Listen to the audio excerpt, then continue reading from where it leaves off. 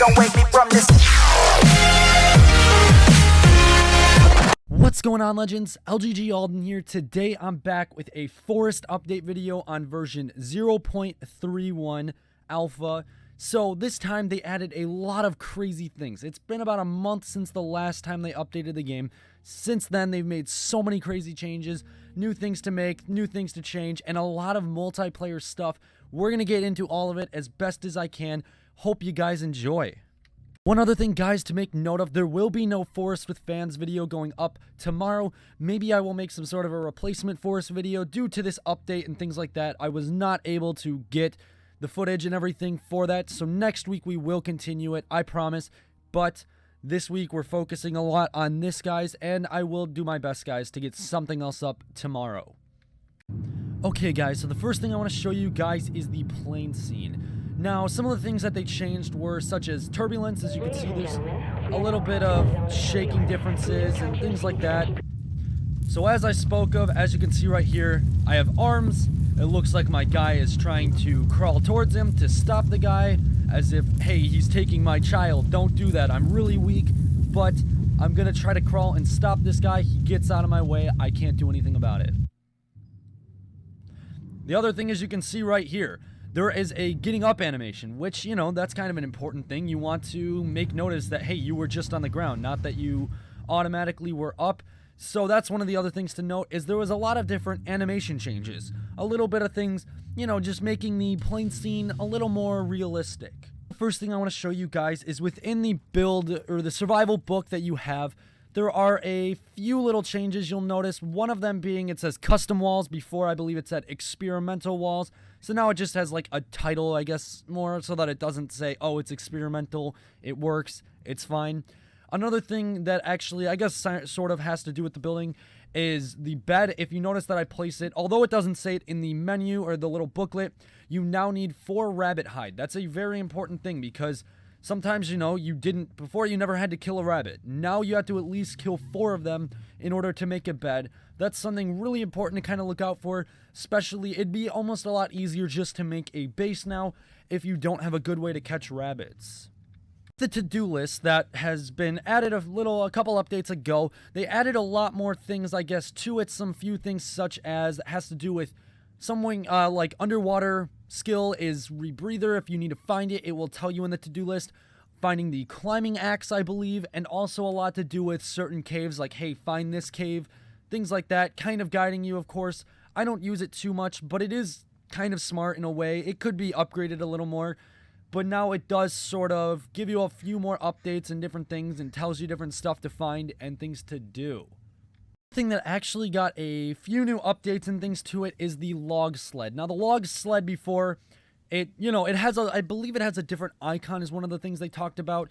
But building the log sled now, there's a few new upgrades. So I'm going to build this quickly, guys, and then I'll show you everything that you can do now with this. So the few new changes that they added to it, one being that you can hold 11 logs with the log holder. Now, I believe before it was 9. Now it's 11, so that's 2 more logs you can hold into it. You can also store rocks. Now, this might have been a feature before. I think it's just something I probably never paid attention to. Something to know also. But you can also have a color. Now, pretty much, if you don't know where the system was before, it was with stick markers. Stick markers were just symbolized, oh, there's a little flag. You can use it to tell where something is, and you can give it certain colors. This also has it now, so you can change through the color wheel, so you can make it whatever color. So if I was to make it just a color like this, going far away from it, as you can see, it gives a little flag no matter where you are, no matter how far away you are. You can see a flag very faintly, but it is there, so that determines where it is, because before, now, if you were to drag this thing into the middle of the forest, you would get it lost. If you were to leave it there, most of the time, it's really hard to discover it, so that's pretty much the whole purpose why they added it, just to act as a good system to find it when you have it somewhere lost. You are now limited to 30 berries, which is something important to, I guess, keep track of. It's not really something major because most of the time you won't be holding that many. But with the berry carrier little bag thing that you make from rabbit skin, now you can hold 30. Now, I believe it is 30 of each type. So there is the twin berries, the blueberries, and I believe there's a third one. I'm not too sure. but you can actually hold 30 of each type. So it limits you a little bit, but really it's not a huge thing. It's not like you're ever going to carry a ton of berries on you. Just something to sort of look out for from now on. A few things they added with bones, guys. One of them being with custom effigies.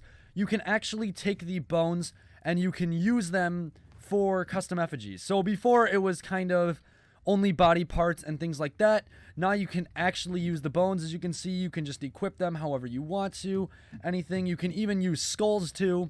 So if you go into your inventory, if you have a skull, you can place that, which apparently uses a bone. I'm not sure if that... Oh, wait, there we go. Nope, yeah. So as you can see, you could put a skull on top. You can put... So, yeah, body parts and skulls. That is pretty cool. Bones, bodies, all that. You can make your effigies even cooler than ever now. Another little thing I want to show off quickly, guys, just because it seems to be that birds like to flock here. If you can tell, there are a lot new birds. There's a lot of different ones. There's red cardinals, I would imagine they are. They have blue jays, as it kind of looks. They have all different types. And, of course, they have, like, the crows that they added. You can see there's a ton of different models. Now, I believe the model has nothing to do with it. The only alteration I would know is that crows, such as this one, is the only different type of bird that there is. The other birds all act the same, just, you know, just different style. Kind of like the fish, just to make it a little more unique, you know?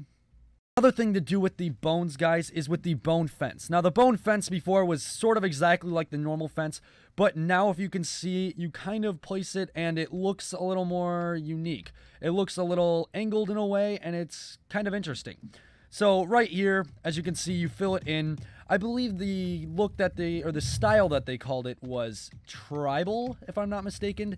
So it's more of a tribal looking. As you can see, it kind of looks like that. Instead of it just being a very bland, normal crossed fence, it's actually a little more unique and has some sort of, you know, angles and stuff into it, which, you know, that's something cool. I guess it makes it a little more unique and all that.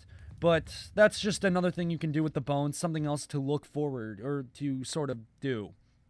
Next major thing that they added, which is something you can craft in the inventory system, is snowshoes. Now, in order to show you guys this properly, what I want to do is show you guys a comparison, because one of the things that these shoes do is increase your step movement and speed when you're in a snowy area. So as you can see, I run around like this. Now, if I was to head into the snowy area, you will see I walk a little bit slower. I start to get not as fast, and you can't move as quickly. And the other thing is your feet sink. As you can see, my feet are below it, and jumping around and stuff gets me out of it a little bit, but you do continue to sink. So it's one thing. So obviously you don't run too fast and you can't move as fast when you're in the snow. But building these, which requires 5 sticks, and it also requires 2 rope, as you can see, crafting it will make snowshoes. Now, to equip them, you just do it any other way. As you can see, you can see I'm wearing them. Now, obviously, my feet don't sink through the snow, and I can move pretty much just as fast as normal land. So that's one thing just to have as a pretty good bonus, especially because, as you can see, a lot of this land is snowy up here. And if you decide, hey, you're going to be what, you might as well make these because you don't get slowed down, and there's no hope for mutants doing anything to affect you. So that's a pretty cool thing that they added. Not too hard to make, not too hard to receive. So definitely something worth building if you're going to be in a snowy area. I've loaded into a multiplayer world, guys. Now, the only problem with this is I don't currently have anybody with me, so that makes it almost nearly impossible to show off all the cool multiplayer stuff they changed. Hopefully, from now on, maybe if a lot of multiplayer things are added, I can possibly get some people, and maybe I can do a little bit better of an example. So it's kind of hard to show this, but I will definitely explain it all. So, last update, they added a dynamic blood system for the enemies. So the more you hit them, the more their body shows it. So it shows that, hey, they're damaged, they're weak, all that. Now it actually works for players. So obviously, if my health was to be really low, somebody looking at me could see blood all over me and realizes, hey, he's about to die. I should help him. Hey, like, let's be prepared in case, you know, he dies. I gotta help him. Things like that. Anything. Dynamic blood system, really cool, and it's kind of a good visual way to show, oh, this person's hurt. One of the best things that they added, guys, which is long awaited for multiplayer, is a sleeping system. They have not had one in forever. It used to be really glitchy and really weird, but they got rid of it, so there was no way to sleep. You could only save the game. Now you can actually sleep. You can actually sleep through an entire night. as long as everybody goes to some sort of a sleeping point, whether that be one of the little custom, like, or one of the little preset world places, like the little tents and things, whether it be in a house, whether it be in a custom built bed, anything like that. As long as everybody is at one sleeping point and sleeps all at the same time, it will cycle through to the next day or night, whatever you're sleeping at. But another thing that has to go with that is when you are sleeping, say you're waiting on other people to sleep, it will put you in a sleep view, which is pretty much, most likely, it's just laying down. It just means that you're waiting for everybody else, so you're just kind of laying there, chilling out, waiting for everybody else to go to sleep. They also added a backpack model to the player, which isn't really noticeable for me, obviously, because I can't look at myself in third person. But on other people, you will see a backpack. Also, clothing-wise, they added a lot of new clothing, such as shirts, pants, different things, facial structures, a lot of different stuff for that to make your character look a little more appealing, not so much where it's just like very basic and bland. So now you can actually have a little more diversity in your character, which is pretty cool. Just something, a little more style added to the game. That they added, guys, which has to do with the options screen. If you go to options, you'll notice a few new things that weren't there before. For one, showing the stealth meter and showing player names. Before, they never actually had that, and a few things like overlaying icons and projectile recoil. So having a couple of these ones, actually, they're not like a huge thing, but pretty much, oh, if in multiplayer you don't want to show players' names, go ahead and click that. Or if you don't want your stealth meter, which is pretty much showing, hey, are you hidden right now or not? Also, they have far shadows. Now, far shadows, as you can see, it says experimental. Turning that on, all that I know that it does is it pretty much just enables seeing shadows from a very far distance. Thing, guys, that I forgot to show back when I was in a single player world is now you can actually destroy stumps with your axe. So as you can see, it sort of breaks it down. You can hit it and you can sort of take it. So see, as it disappeared, basically you just got to hit it enough and it will break, crack into pieces, and then it just despawns.